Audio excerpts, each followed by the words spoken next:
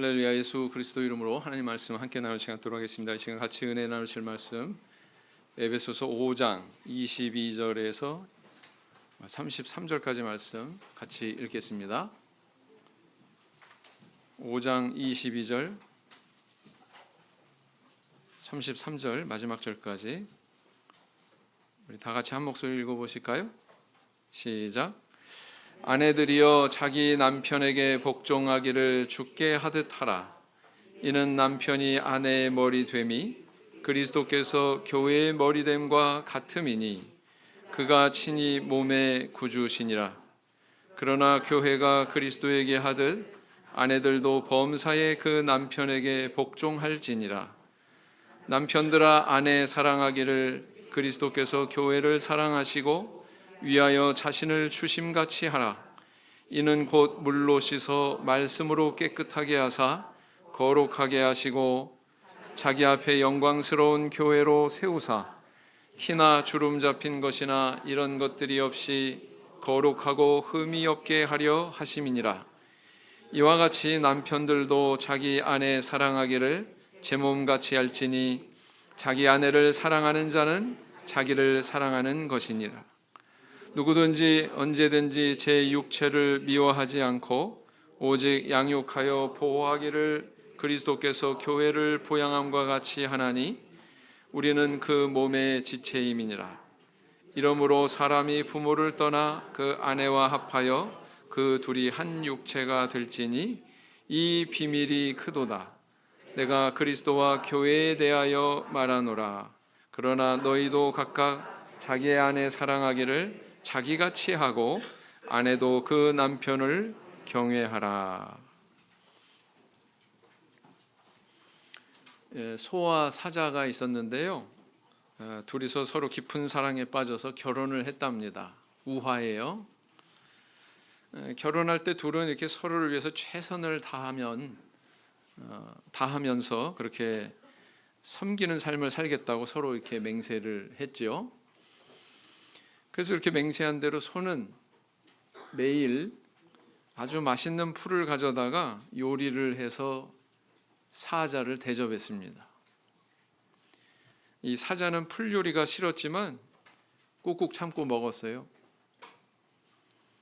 한편 사자도 결혼할 때 그 맹세를 명심하고 매일 맛있는 살코기를 가져다가 맛있는 요리를 해서 소를 대접했습니다. 소는 이 살코기 먹기가 참 역겨웠지만 그래도 꾹꾹 참고 먹었습니다. 어떻게 됐을까요? 시간이 지날수록 한계치에 도달해서 결국은 서로에 대해서 불만을 토하고 이것이 말다툼으로 번지게 됐습니다. 그리고 말다툼 끝에 결국은 도장 찍어! 이혼 증서에 도장을 찍고 헤어지게 되었다고 합니다. 헤어지면서 둘이 똑같이 이렇게 말했대요. 나는 최선을 다했어. 여러분, 상대에 대한 이해가 없는 최선은 뭐예요? 최악이 된다고 그러죠. 이 소와 사자는 바로 그런 사실을 몰랐던 것입니다. 이런 그 남녀의 결합에 대한 재미있는 우화지요. 서로 다른 환경에서 자란 남녀가 이렇게 만나서 결혼하고 같이 살아간다고 하는 것은 쉽지가 않습니다. 바로 이 우화에서처럼 그것은 소와 사자의 만남과 같다. 소와 사자가 결혼해서 함께 사는 것과 같다.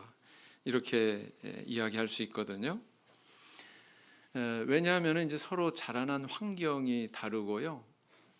또 뿐만 아니라 그런 요소만 있는 게 아니에요. 오늘 주목할 사실은 뭐냐면은 성별적인 특징이 따로 있다는 것입니다. 남자는 남성이기 때문에 가지는 특징, 여자는 여성이기 때문에 가지는 성별적인 그런 특징이 또 이 둘이 하나가 되고 결합하는데 쉽지 않게 만드는 요소가 될 수 있다라는 것입니다.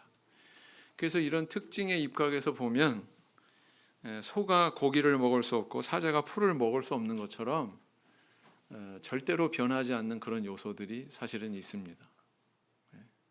변하지 않는 요소는 어떻게 해요? 기도하면 돼요? 기도해도 안 돼요. 상대를 그냥 이해하고 받아들이고 그러지 않으면 하나가 될 수가 없다라는 것이죠.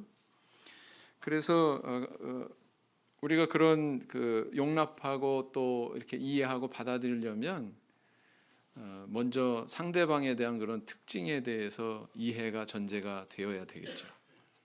성별적인 특징에 대해서 말이죠. 그것이 아마도 현명한 선택일 것입니다. 가정은 천국의 모형이다 이렇게 표현한다고 그랬습니다. 하나님은 이 가정 안에 정말 천국의 온갖 아름다운 실과를 맛볼 수 있는 그런 씨앗들을 다 감춰 놓으셨어요. 근데 그것을 키우고 가꾸고 하는 것은 누구의 몫입니까? 나의 몫이에요. 우리의 몫입니다. 하나님께서 이 가정제도를 창조하시고 어떤 목적하시는 바와 같이 우리 남편은 남편대로 아내는 아내대로 하나님이 이렇게 창조하신 그런 목적이 있다. 또 방향이 있다. 이렇게 이야기할 수가 있습니다. 하나님께서 우리를 위해서 우리 가정에서 감춰 놓으신 그런 행복의 씨앗을 싹 틔우고 또 이렇게 열매 맺기 위해서 우리 남편과 아내에게 요구하시는 신앙적인 품덕은 무엇일까요? 나는 아직 결혼도 안 했는데 나중에 할 거잖아요. 나는 독신인데 다른 사람 살아가는 것도 좀 이해해야 되잖아요. 그래서 오늘은 이 말씀을 통해서 우리 가정의 남편과 아내들에게 주시는 이런 교훈에 대해서 함께 살펴보고 은혜를 나누고자 합니다. 자, 남자와 여자의 성별적인 특징은 어떻게 규명할 수가 있을까요? 그것은 머리와 가슴의 차이다 이렇게 이야기할 수 있겠습니다. 남자들은 논리적인 성향이 강하죠. 여자들은 감성적인 그런 정서적인 성향이 강합니다. 그래서 남자들은 논리적으로 이야기하기를 좋아하고 그렇게 생각합니다. 사고 구조가 이렇게 논리적으로 흐르게 돼 있어요. 그러나 여자들은 느낌과 감정을 나누기를 좋아합니다. 남자들이 이해할 수 없는 거, 여자들이 만나가지고 막 친구들끼리 하루 왼종일 카페에서 수다 떨고 떠들어도 지치질 않아. 남자들은 이해해요, 못해요? 남자들은 절대 이해를 못해요. 남자들 두세 명 모아놓고 같이 교제해라, 대화해라 그러면은 30분도 안 돼서 헤어집니다. 왜 그렇습니까? 이런 특징이 틀려요. 그래요. 그래서 남자들이 좋아하는 TV 프로그램은 뉴스고요. 반면에 여자들이 좋아하는 TV 프로그램은 뭐예요? 드라마예요, 드라마.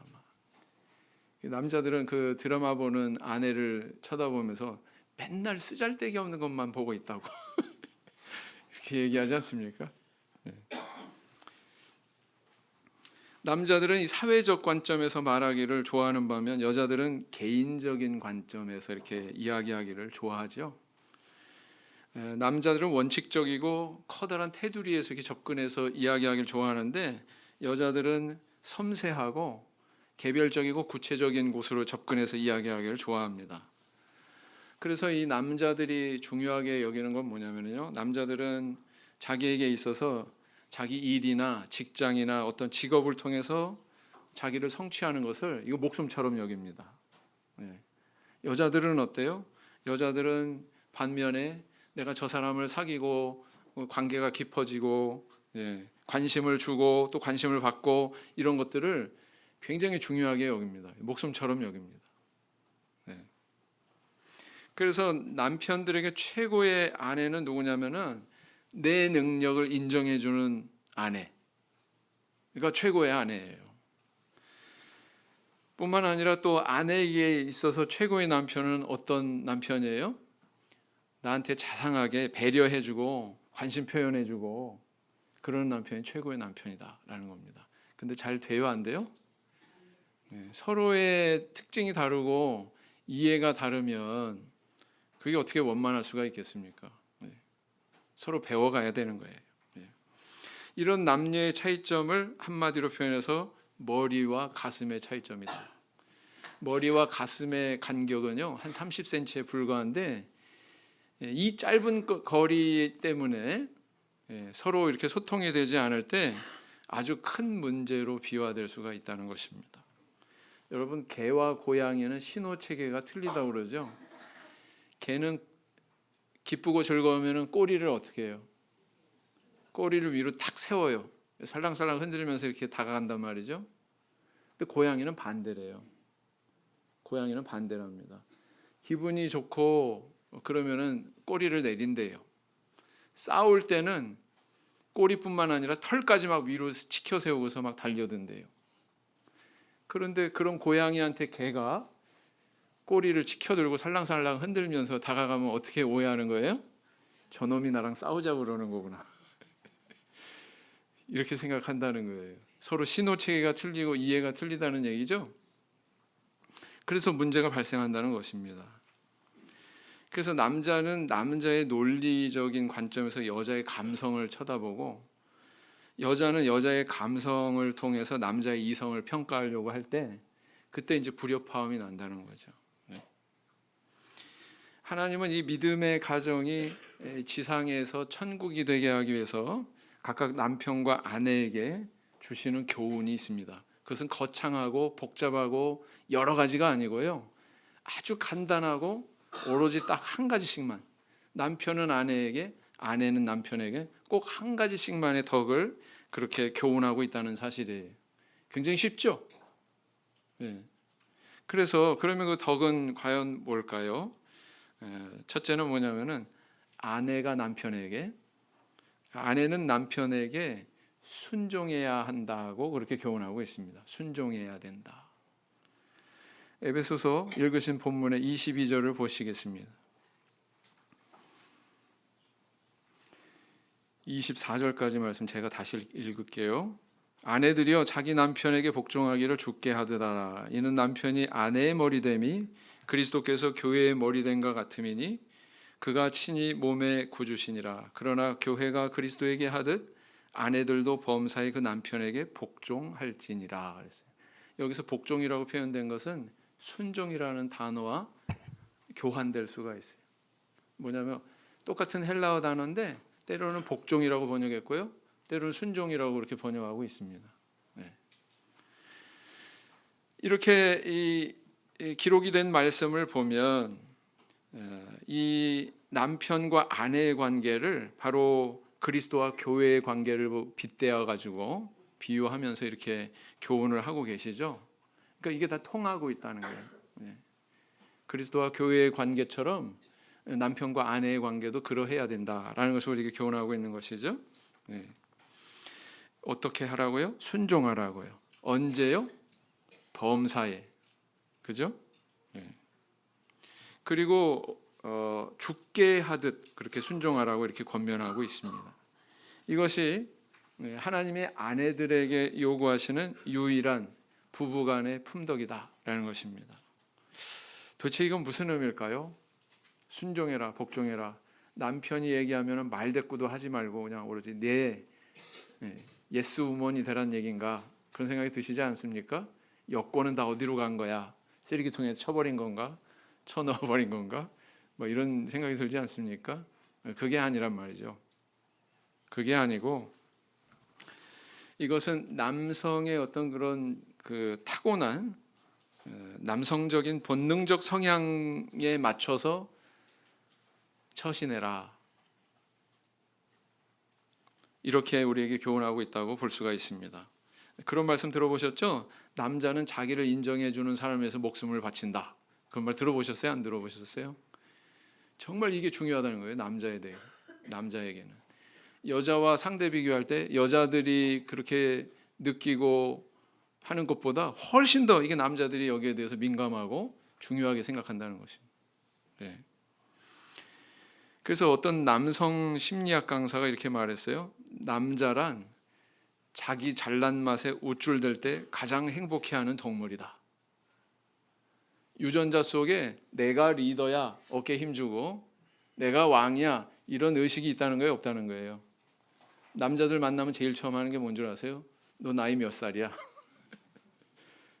특히 한국 사람은 잘 그래요. 그죠?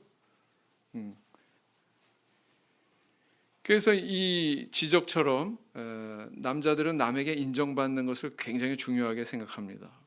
이런 특징을 가지고 있기 때문에 그런 남편에게 아내가 마땅히 나타낼 태도가 뭐냐? 순종이라는 거예요. 이 의미는 당신이 리더예요. 당신이 머리예요. 당신이 주도하세요. 이 의미거든요. 어떤 자매가 학력이 워낙 높아가지고 이 사람 저 사람 소개해도 잘 성사가 안 되더라고요. 그리고 제가 충고를 했습니다. 뭐라고 그랬냐면은, 남자 만나거든 우리 커피 한잔 하실래요? 이렇게 절대로 말하지 마라. 저 커피 한잔 사주실래요? 이렇게 얘기해라. 이해가 되세요? 네. 이 간단한 것 같지만 이 말에는 당신이 주도하세요 또는 내가 주도할게요, 이 의미가 다 담겨 있는 거죠. 그거를 얘기하는 겁니다. 지금 남편은 참 바깥에서 고생하죠. 가정의 가장으로서, 리더로서 이거 꾸려가는 것이 보통 일이 아닙니다. 생업에 매달리는 동안 때로는 마음 상하고 몸도 상하고 이리 치받치고 저리 치받치고 별별 일을 다 당하죠. 사실 이건 잘 모릅니다. 안에서만 살림만 하는 사람들은 잘 몰라요. 밖에서 얼마나 남편이 고생하면서 이렇게 이 가정을 꾸리겠다고 그렇게 고군분투하는지 잘 모릅니다. 그런 남편이 집에 오면 어떻게 해야 돼요? 아내로부터 따뜻한 대접을 마땅히 받아야 됩니다. 그렇겠죠? 그래야 세상에서 그렇게 고생하고 상처받고 막 그래도 집안에 와가지고 다 치유가 되는 거예요. 제가 지난달이 아니라 지난주인가요? 가정은 상처받은 영혼이 치유되는 뭐와 같다? 뭐와 같다 그랬어요? 병원과 같다. 회복하는 병원과 같다. 그러지 않았습니까? 그 아내가 그렇게 반갑게 맞아주고 막 수고했어요 그러면서 막 이리 챙겨주고 저리 챙겨주고 밥도 해주고 자녀들도 또 와서 이렇게 반기고 그러면 어때요? 다 치유된단 말이에요. 다. 네. 그래서 모든 남자들은 사실은 가정 안에서 가장 행복한 사람이 될 수 있는 겁니다. 그런데 반대로 세상에서 아무리 성취를 많이 하고 명예가 있고 모든 사람이 부러워하는 그런 직업, 직책을 가지고 있다고 하더라도 집안에 딱 들어왔는데 아내가 태도가 완전히 멸시하는 거예요. 그래서 뭐 무시하고 하찮게 여기고 뭐 콧방귀 끼면서 경멸하면은 남자는 아무리 바깥에서 뭔가를 성취했어도 가장 불행한 사람이 됩니다. 그래서 남편은 아내를 통해서 이렇게 배려해주고 따뜻하게 대접받는 그런 순간에 가장 행복함을 느낄 수 있도록 그렇게 대우해주라는 거예요. 그게 순종하라는 뜻입니다. 마땅히 그래야 되겠죠? 네. 그런데 만약에 아내 성격이 강해, 때로는 이게 뒤바뀔 때가 있어. 남자가 여자 같기도 하고 여자가 남자 같기도 하고 이럴 때도 있습니까? 없습니까? 여자가 막 굉장히 강해. 성품이 강해가지고 남편을 압도해. 자기가 막 주도하고 막 이렇게 되면은 어떤 일이 발생하느냐? 그런 경우에 사실은 남자들이 뭔가 내가 인정받고 싶고 하는 이런 욕구가 있는데 집안에서 그것이 충족이 안 되니까 어떻게 돼요? 폭력적인 사람은 막 가정에서 폭력 휘두르고 그런 쪽으로 나갈 수도 있고, 또 조용한 사람은 어떻게 해요? 바깥으로 돌아요. 바깥으로. 저 여자한테 내가 인정 못 받으니까 나 인정해주는 다른 여자 만난다고요. 왜 바람 피우는 줄 아세요? 사실은 그 안에 문제가 있는 거라고요. 남편에게만 문제 있는 게 아니라고요. 사실은 세상 사람들 보면 아내한테 문제 있는 거라고요. 근데 그걸 모른단 말이에요. 네. 어떤 심리학자는 사람이 아버지, 어머니로부터 물려받는 영역이 조금 다르다 이렇게 분석을 했습니다. 그래서 아버지로부터는 성취, 지식, 긍지, 인내, 선악의 구별, 용기, 결단력, 인내심 뭐 이런 거, 윤리관 이런 걸 주로 물려받고요. 어머니로부터는 감사의 마음, 따뜻함, 동정심, 이해심 이런 정서적인 면에서 영향을 받는다고 합니다. 그렇겠죠? 그렇습니다. 그래서 이 균형 잡힌 부모님을 통해서 사실은 그 밑에 자녀들도 균형 잡힌 인격을 가진 영혼으로 성장할 수 있는 거거든요. 근데 만약에 엄마가 아빠보다 강하면 아이들은 뭐만 보고 자라요? 강한 엄마, 약한 아빠 보고 자라요. 그럼 어떻게 될까요? 이 아이가 아들이면 나중에 어떨 가능성이 높으냐면은 압도하는 여자를 만날 가능성이 높습니다. 주눅 들어서. 딸의 경우는 뭐예요? 남편을 압도하는 그런 딸로 성장할 가능성이 높습니다. 보고 배운 게 그거니까 그래야 되나 보다. 그리고 또 유전자 속에 그런 성향이 있죠. 그죠? 남편한테 막 말도 함부로 하고 막. 그건 안 된다는 거예요. 예. 만약에 내 자녀가 그렇게 사는 모습 보기 싫다면 하나님이 아내들에게 주시는 이 교훈에 대해서 귀를 기울여야 된다라는 것입니다. 뭐라고요? 남편에게 순종해라. 이 아주 단순한 이 말 안에는 바로 그런 남녀간의 특성을 이해하는 가운데 신앙적인 태도를 나타내야 된다는 것을 전제하고 있는 것입니다. 그래서 아내들이 이렇게 그 남편을 배려하고 위하는 마음으로 살아갈 때 반드시 해야 되는 게 있습니다. 첫째, 여성으로서의 매력을 유지하십시오. 여성으로서의 매력을 유지하십시오. 남녀는 오감이 감각기관이 조금 발달되는 부분이 틀리다고 그래요. 남자는 어떠냐? 남자는 시각과 후각이 예민하답니다. 반면에 여자는 청각과 촉각이 예민하다고 그러죠. 그래서 이런 특징을 성경에서 살펴보면 아가서를 여러분들 읽어보셨죠? 아가서에 보면 온갖 그냥 뭐 미사여 무엇과 같고 때로는 열매로 비유하고 때로는 꽃에 비유하고 근데 이게 인간의 오감을 다 그 망라해서 표현을 하고 있거든요.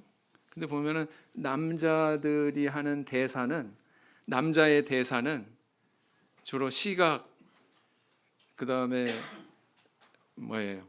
시각과 후각에 관련된 그런 표현들이 많아요. 여자가 하는 대사는 반면에 촉각과 청각과 관련된 그런 그 표현들이 잘 기록이 되어 있습니다. 동서고금을 막론하고 화장과 향수는 누가 했어요? 남자들이 해요? 여자들이 하죠?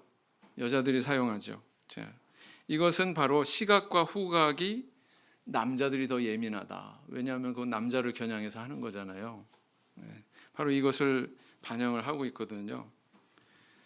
그래서 이런 남자들의 특성에 반영해 볼 때에 이 아내들에게 주는 메시지가 있다 이렇게 볼 수가 있습니다. 그것은 바로 남자들의 시각, 후각을 관리해야 된다라는 거예요. 밖에 나갈 때는 막 1시간씩 막 화장하고 막 그러면서 집안에서는 막 부시시 그렇게 하고 있으면 된다 안 된다? 그렇게 하지 말아요. 남편들이 표현은 안 해도 그런 아내의 모습 보면 실망한단 말이에요. 예. 아내에 대한 신비감이 깨진단 말이에요. 그러니까 남편을 이렇게 배려하고 남편에게 순종하라고 하는 그 말씀에 입각해서 볼 때에 아내들은 남편의 시각과 후각을 관리해야 된다라는 것입니다. 막 그냥 청국장에 된장에 마늘에 파에 잔뜩 먹고 냄새 풍기고 뭐 개선이 안 되면 안 된단 말이죠. 그죠? 그 다음에 두 번째는 뭐냐면 남자를 칭찬해 줘야 됩니다. 여자는 이렇게 배려하고 관심 주고 이게 사랑의 표현이지만 남자는 인정해 주고 신뢰해 주고 칭찬해 주는 거 이게 사랑의 표현으로 받아들이거든요. 그래서 아내는 남자를 칭찬해 줘야 돼요. 당신 세상에 제일 멋져요. 남자는 황홀한 거야. 그 얘기를 들으면 그렇게 돼야 된다라는 것입니다. 아내가요 남편과 쇼핑하러 이렇게 대형 쇼핑몰에 들어갔답니다. 그래서 저기 주차할 장소가 저기 보이길래 남편한테 여보 저기 주차할 장소 있어. 저기 빈자리 있어. 그리고 딱 손가락으로 딱 지적을 하니까 남편이 뭐라고 그랬게요? 나도 알아. 그러더니 그 지적한 곳에 주차를 안 하고 엉뚱한 데 갔다가 탁 대더래요. 여러분 지금 무슨 일이 일어난 겁니까? 지금 웃으시는 분은 경험이 있으신 분인데 무슨 일이 일어난 거예요? 여자는 꼼꼼하게 배려하고 챙겨주는 걸 사랑의 표현으로 여긴다고 그랬죠? 그러니까 남편이 주차 편하게 할 수 있도록 빈자리 가르쳐 주는 게 여자 입장에서는 사랑을 표현하는 거고 배려인데, 남자는 어때요? 남자 쪽에서는 어떻게 받아들이는 거예요? 내가 뭐 주차도 하나 못하는 그런 어린아이인 줄 알아? 이걸로 해석을 하는 거예요. 내가 무슨 어린애야? 내가 그렇게 능력 없는 존재야? 이런 의미로 받아들이는 거예요. 예. 그래서 이렇게 반응하는 거거든요. 남자가 참 이상하죠. 자매님들 볼 때. 예. 그런 성향이 있다는 거예요. 내가 리더야. 응? 내가 머리야. 이런 의식이 있다는 거죠. 자, 베드로전서 3장 5절에서 6절 말씀을 보시겠습니다.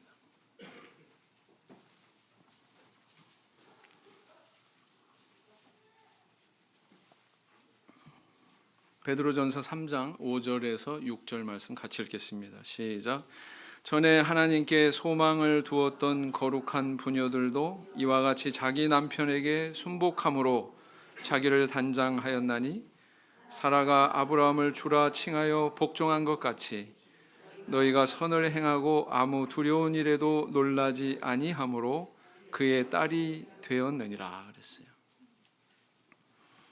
참 어찌 보면은 불합리한 그런 일에 대해서 이 아내가 남편의 뜻을 따라줬죠. 사라. 아브라함의 그런 제안에 대해서 따라줬죠. 자, 그다음에 이제 두 번째가 있습니다. 두 번째는 뭐냐면은 남편은 아내를 사랑해야 된다라는 것입니다. 에베소서 5장 25절 말씀 다시 읽겠습니다. 제가 읽겠습니다. 남편들아 아내 사랑하기를 그리스도께서 교회를 사랑하시고 위하여 자신을 주심같이 하라 그랬어요. 28절에 보면 이와 같이 남편들도 자기 아내 사랑하기를 제 몸같이 할지니 자기 아내를 사랑하는 자는 자기를 사랑하는 것이라. 자, 아내가 남편에게 순종해야 된다. 이런 교훈이 있는 반면 사실 남편들은 하나님께 더 준엄한 그런 명령을 받고 있다. 이렇게 볼 수가 있습니다. 아내를 사랑하기는 사랑하는데 어떻게 사랑하라고요? 어떻게 사랑하라고 그랬습니까? 그리스도께서 교회를 사랑하시고 위하여 자신을 주심같이 십자가에 못 박힐 만큼, 네? 자기 생명을 내던질 만큼 그렇게 사랑해 줘라 라는 겁니다. 대단한 명령이죠. 네. 그리고 또 28절에는 제 몸과 같이 사랑하라고 그렇게 교훈하고 있다는 것입니다. 자, 또 그런 말이 있잖아요. 여자는 자기가 사랑하는 사람을 위해서 목숨을 바친다. 남자는 자기를 인정해주는 사람을 위해서 목숨을 바치지만 여자는 자기를 사랑해주는 사람을 위해서 목숨을 바친다. 이런 얘기 들어보신 적 있죠? 네. 이것도 딱 여자의 그런 특징을 잘 표현하고 있다 이렇게 볼 수가 있습니다. 여자들은 더 바라는 게 없어요. 사실은 남자들이 정말 저렴하고 싼 거, 작은 거, 간단한 거 이런 거 사가지고 선물로 내밀어도 막 눈물 흘리고 감동하고 이게 바로 여자입니다. 그렇습니까? 안 그렇습니까? 뭐 비싼 거 그런 거 요구하지 않아요. 근데 그걸 못해요, 남자들이. 저도 잘 못해요. 그렇습니다. 자, 이 말씀에 의해서 어떻게 실천할 것이냐? 첫째는 뭐냐면은 사랑한다고 자주 표현해 줘야 된다라는 겁니다. 말로 표현하고요, 여러 가지로 표현할 줄 알아야 된다는 것입니다. 이사야 43장 1절 말씀을 보시겠습니다. 이사야 43장 1절 말씀을 보시면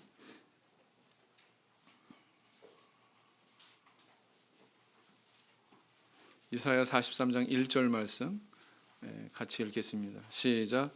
야곱아 너를 창조하신 여호와께서 이제 말씀하시느니라. 이스라엘아 너를 조성하신 자가 이제 말씀하시느니라. 너는 두려워 말라. 내가 너를 구속하였고 내가 너를 지명하여 불렀나니 너는 내 것이라. 참 이 부부간의 관계라고 하는 것은 참 신비함이 있어요. 그죠? 나는 당신의 것입니다. 이런 고백도 가능하고, 그죠? 당신은 내 것입니다. 이런 고백도 가능하죠. 하나님께서는 이렇게 선민에 대해서 내가 너를 사랑한다. 너는 내 것이다. 너는 내 소유다. 너를 사랑한다. 끊임없이 고백하고 계셔요. 성경 안에서. 마치 그런 것처럼 남편은 아내에게 끊임없이 사랑을 고백할 줄 알아야 된다라는 것입니다. 이 아내들에게 이 말은 절대적이에요. 사랑한다는 이 말은 절대적이에요. 근데 잘 해요, 못해요? 잘 못해요. 표현을 잘 못해요. 갈래페에서 제주도 가가지고 손으로 하트 모양 좀 만들으라고 그러니까 잘 만드는 분도 계시고, 이게 격리하는 건지 하트를 만드는 건지 잘 모르겠는 분도 계시고, 잘 못해요. 많은 한국 남자들이 참 쑥스러워서 잘 표현을 못하는 게, 그게 일반적인 성향으로 발견이 됩니다. 특히 경상도 사람 하루에 3마디 한다는 말 들어보셨어요? 퇴근해가지고 밥도 아는 자자 3마디 한다고 그러죠. 그러면 안 된다는 거예요. 경상도 그 출신의 우리 형제님들 폄훼하는 거 아닙니다. 묻자고 하는 얘기죠. 그죠? 또 이제 유교 문화, 체면 문화의 뿌리가 있기 때문에 또 발생하는 폐해가 있어요. 뭐냐면은 남들이 아내를 칭찬할 경우 내가 아내를 깎아내리는 것을 겸손으로 여깁니다. 유교적인 관념, 체면 문화 이런 것에서 기인한 그런 태도죠. 그러면서 또 바깥에 나가가지고는 아내는 막대하면서 바깥에 나가가지고는 남들한테는 굉장히 젠틀맨이에요. 다른 여자들. 그래서 뭐 아주 친절맨으로 이렇게 소문이 나는 사람이 있는데, 사실 이런 것은 잘못된 것입니다. 이런 체면 문화에 의한 이런 모습은 잘못된 것이죠. 우리 하나님께서는 뭐라고 하시냐면은 아내에 대해서 할 바를 다 해라 이렇게 이야기하고 있습니다. 남자는 시각, 후각이 예민한 반면 여자는 청각, 촉각이 예민하다 이런 말이 있습니다.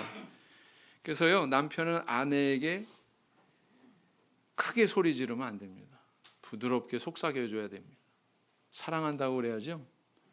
자, 이거는 뭘 의미합니까?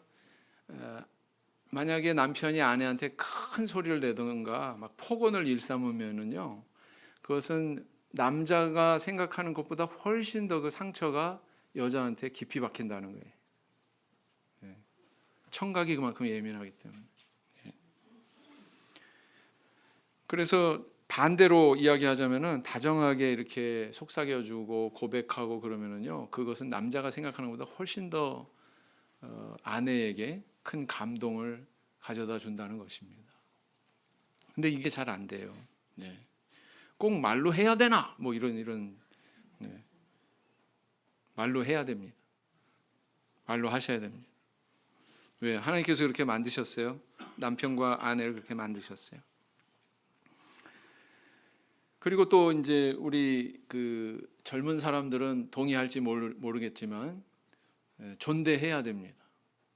상호간에 존대하는 게 좋습니다.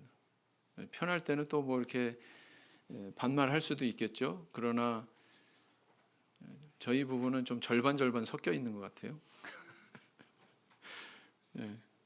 존대해야 돼요. 반말하고 이렇게 함부로 얘기하잖아요. 그러면 굉장히 하대하고 함부로 대하는 그런 성향이 나타나게 되어 있습니다. 스스로가 자기를 조심하는 거죠.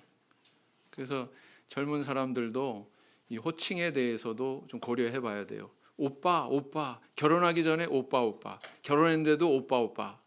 그러지 말라는 거예요. 결혼했으니까 어떻게 해요? 호칭도 여보, 당신 이렇게 해야 되겠죠? 그런 호칭 속에서 자기 정체감도 또 뚜렷해지는 거거든요. 그렇습니다.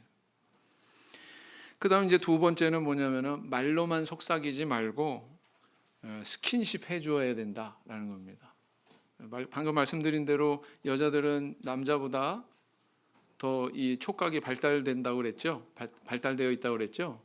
탈무드에도 보면은요, 거스름돈 건네줄 때 여인들한테 조심하기 위해서 다른데 이렇게 얹어 놓으라고, 얹어놔서 가져가게 하라고 그렇게 기록을 하고 있거든요.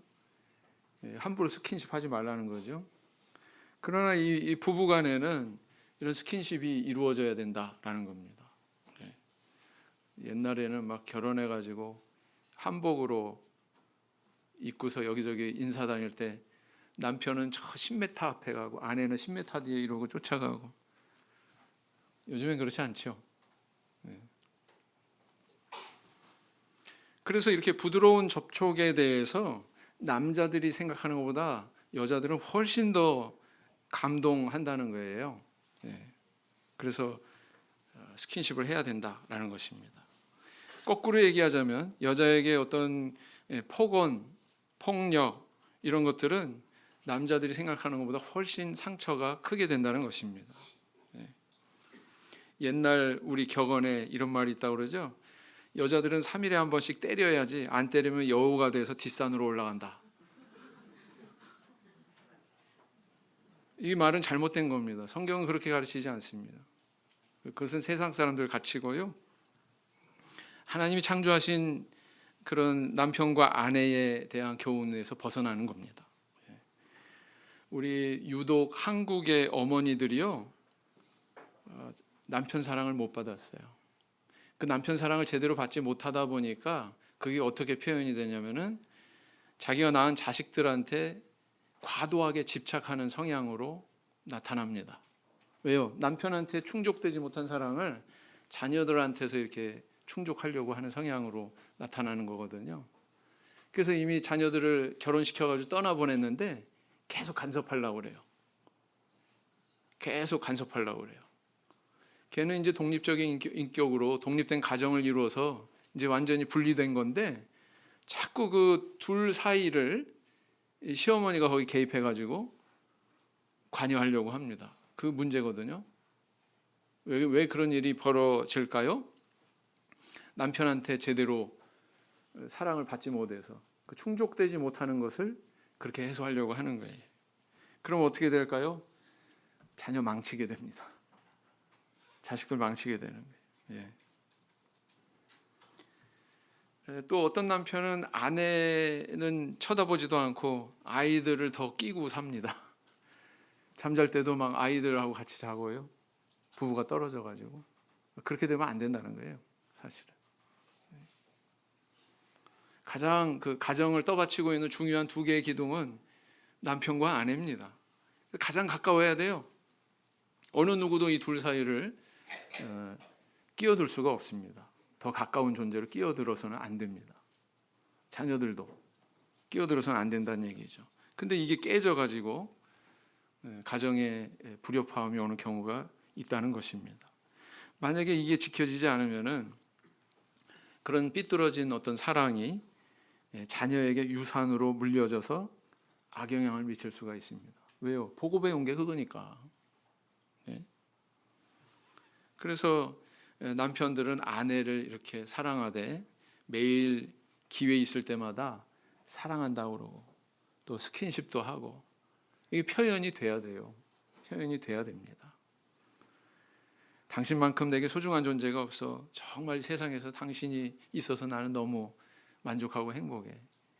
얘기해 줘야 된다라는 것입니다.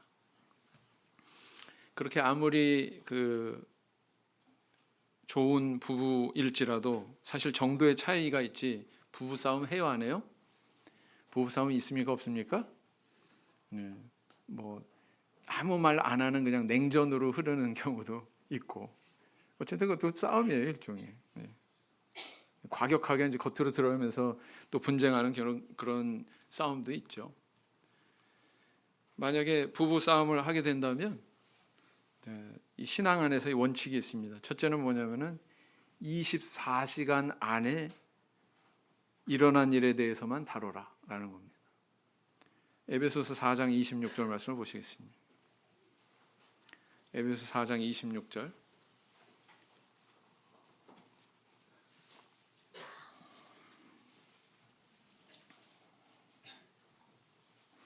에베소 4장 26절 같이 읽겠습니다. 시작.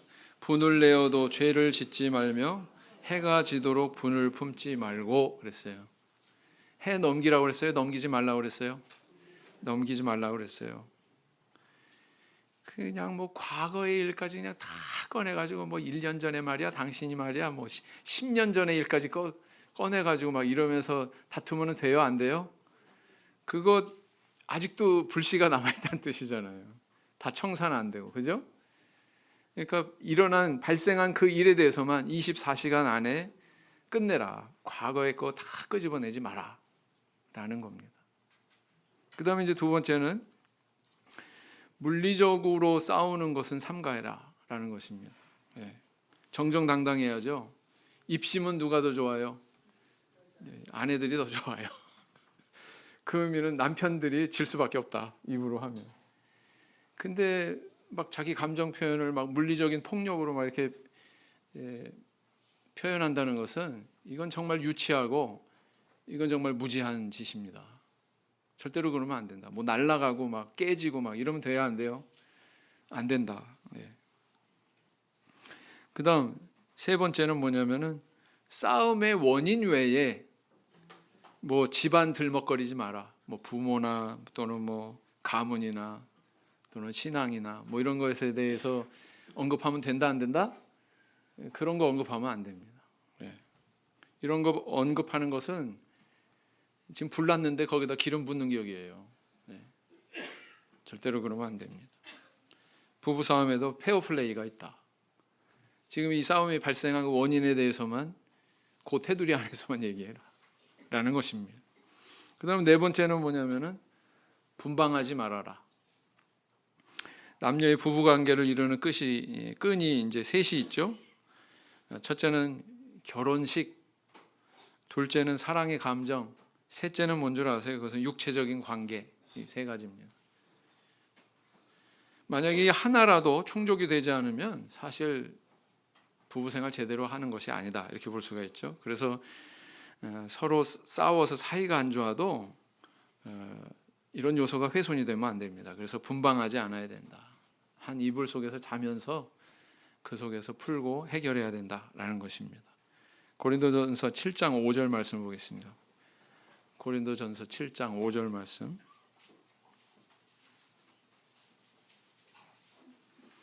고린도전서 7장 5절 말씀 같이 읽겠습니다. 시작. 서로 분방하지 말라. 다만 기도할 틈을 얻기 위하여 합의상 얼마 동안은 하되 다시 합하라. 이는 너희의 절제 못함을 인하여 사단으로 너희를 시험하지 못하게 하려 함이라. 그 다음 다섯 번째는 뭐냐면 시작과 끝이 분명해야 된다라는 겁니다. 속담에 그런 말 있죠. 새가 머리 위로 날아갈 수는 있어도 새가 머리 위에 집을 짓게 해서는 안 된다. 그런 말 있지 않습니까? 그래서요, 우리 어떤 그 희노애락의 정서는 어쩔 수 없습니다. 저 화 낼까요? 안 낼까요? 내지요. 분노할까요? 안 할까요? 냅니다. 부부싸움 할 수 있어요. 분노할 수 있습니다. 그러나 그것을 발전시키지 않는 노력이 있으려면 그것을 일정한 순간에 끊어야 된다라는 것입니다. 자꾸 얘기하는 사람에서 자꾸 떠오르게 자꾸 그랬는데 이게 좀 잦아지는 듯 하더니 그런데 말이야 그러면서 또 시작됐어. 또 몇십 분 또 막 얘기하다가 또 잦아들었다가 이렇게 되면 안 돼요. 시작과 끝을 명확하게 해라. 더 이상 얘기하지 맙시다. 얘기하지 말아야죠. 그러면 그렇지 않습니까? 그 다음 여섯 번째는 뭐냐면 끝맺음은 남편이 해야 된다라는 겁니다. 남편이. 자, 머리가 누구예요? 머리로서의 권리와 뭐 유익이나 뭐 이런 거 다 찾으면서 이런 데서는 뒤로 빼면 안 돼요. 남편이 주도해서 싸움을 끝맺음해야 됩니다. 그 끝맺음은 뭐예요? 뭘 의미합니까? 남편이 먼저 사과해야 된다는 뜻입니다. 남편이 먼저. 하나님은 이처럼 남자와 여자를 다른 특성의 존재로 이렇게 창조하셨습니다. 남편은 남편대로, 아내는 아내대로 그것을 나타낼 수밖에 없다는 거죠. 그것은 우리 가정을 불화하게 하기 위해서가 아니라 이런 다른 특징의 둘이 만나서 서로 보완하고 조화를 이루어서 가정의 행복의 열매를 수확해라. 이게 바로 우리 하나님의 뜻이죠. 그래서 우리 가정 안에는 하나님께서 정말 많은 행복의 씨앗들을 감추어 놓으셨어요. 그것을 우리 가정의 정원에 심고 자라게 물주고 가꾸고 그래서 열매를 따는 것은 바로 우리의 몫입니다. 그 열매를 수확하기까지 주님께서 우리에게 말씀을 통해 주신 여러 가지 교훈의 품덕들 마음속에 되새기시고 실천에 옮기시는 저 우리 성도님들 다 되시기를 예수님 이름으로 기원드립니다. 묵상 기도하시겠습니다.